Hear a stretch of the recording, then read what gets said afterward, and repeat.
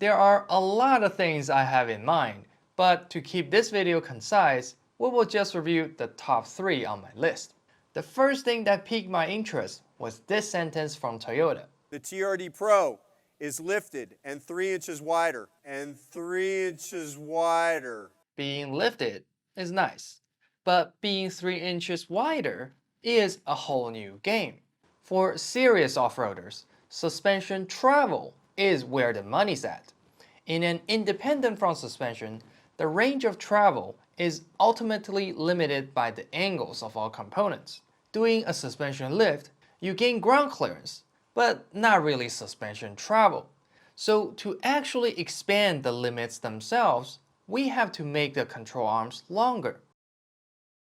This is what the Colorado ZR2 and Ranger Raptor have. Both of them are 3.5 inches wider than their base truck, and they both have around 10 inches of front suspension travel. This is achieved with 1 3/4 inch longer upper and lower control arms, tie rods, and CV axles. That is a lot of parts to replace. So the key takeaway here is, adding lift height is cheap and easy, but adding suspension travel to an IFS is a lot more involved. So I was very happy to hear the new TRD Pro finally comes with wider track like its competitors. So how much suspension travel does it have? After a lot of digging and watching every possible video, no one really talked about it. This was frustrating. I actually joked with my friend that maybe Toyota simply put more negative wheel offset, wider fender flares, and called it a day. But all joking aside, Toyota even put suspension travel in these crazy seats. They wouldn't skimp on the real suspension, right? Well, if it works. I couldn't sleep with this question unanswered. But luckily, my friend Grant from Arkansas's off-road channel happens to be at the Overland Expo. So I asked him to confirm with the Toyota crew. How does the TRD Pro achieve the wider stance? Is it longer control arms like the Ford and Chevy?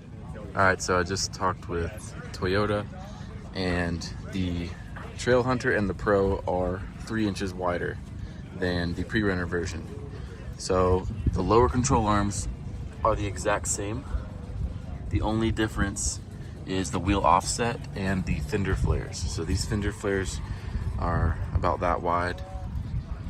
And then if you look at the Trail Hunter, they stick out a little wider, and the offset is a little bit different. So you can see that one.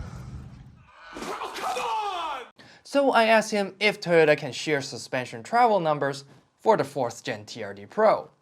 And this is what I heard back. They don't have solid numbers on suspension travel, but suspect similar numbers from the 3rd Gen TRD Pro. Wow, really, Toyota? From my previous measurements and research, the 3rd Gen TRD Pro should have around 8.6 inch of front suspension travel. Basically, 14% less than the ZR2 and Ranger Raptor. Well, turns out that wider track is a lot lamer than I expected. You can essentially achieve that today with some wheel spacers and bushwhacker flares. Big miss, Toyota. But on the bright side, we do now have a true front sway bar disconnect, which neither the Colorado or Ranger has. I truly didn't expect this one because Toyota's sway bar game has always been in KDSS, available on the 4Runner, GX, and Land Cruiser. I reviewed the KDSS in a previous video. The gist of it is, KDSS does greatly improve articulation, but it also comes with some drawbacks due to its architecture. One may think the KDSS disconnects both front and rear sway bars, which seems to do more than just a front sway bar disconnect. Aha! So here comes the interesting part. For my testing on Toyota sway bar versus articulation, I found removing just the front sway bar, keeping the rear, yields the most balanced result. This was due to the inherent difference between the IFS and solid rear axle. If you are curious, check out my sway bar video after this one. I will link it below. But what didn't make sense to me is Toyota claimed this new sway bar disconnect improved front articulation by 10% compared to outgoing model. 10% sounds really low. Here I measured the articulation of a bone stock 3rd gen with a corner travel index test. The front articulation was just over 3 inches.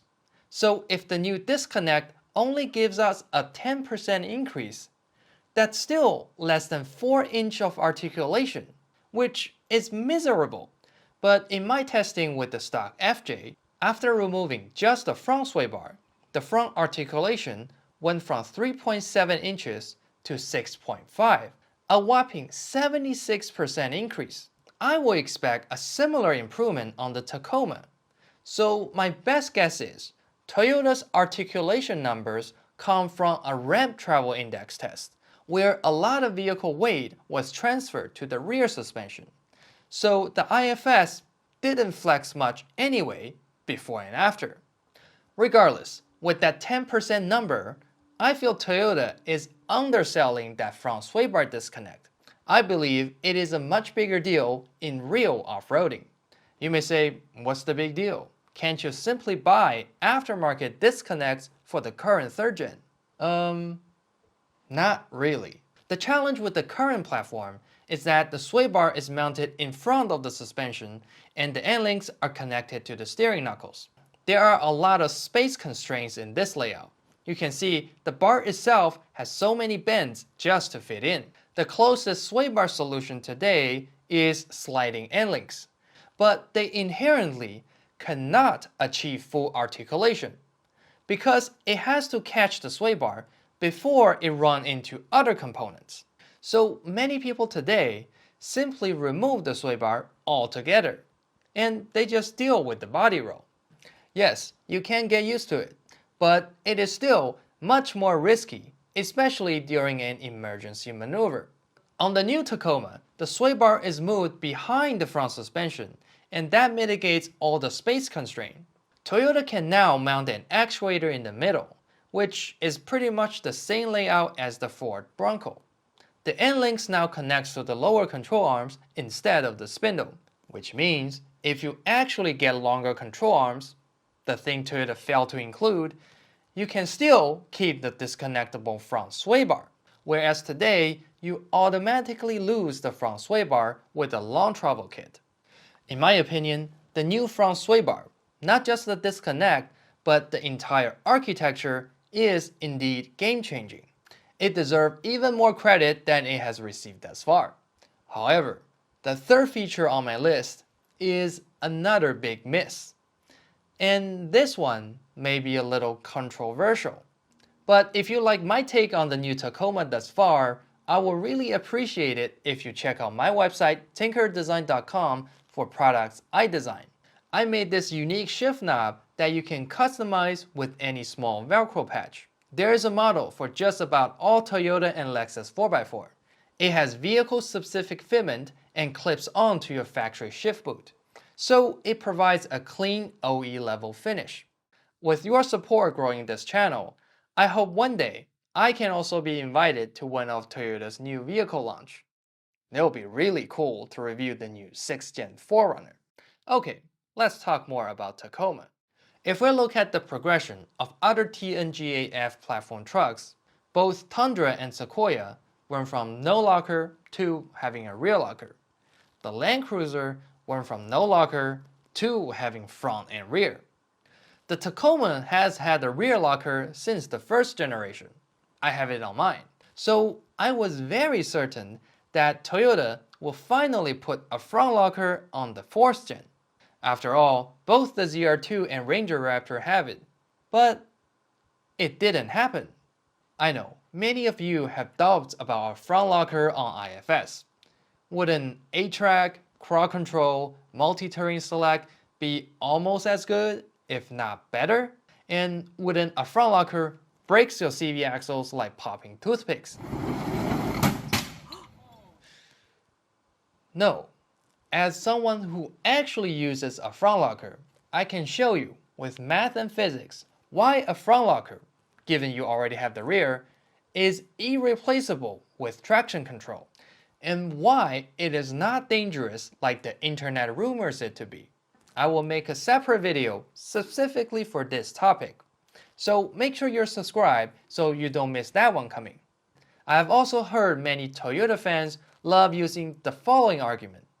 Toyota didn't do it for a good reason, so you shouldn't go against that.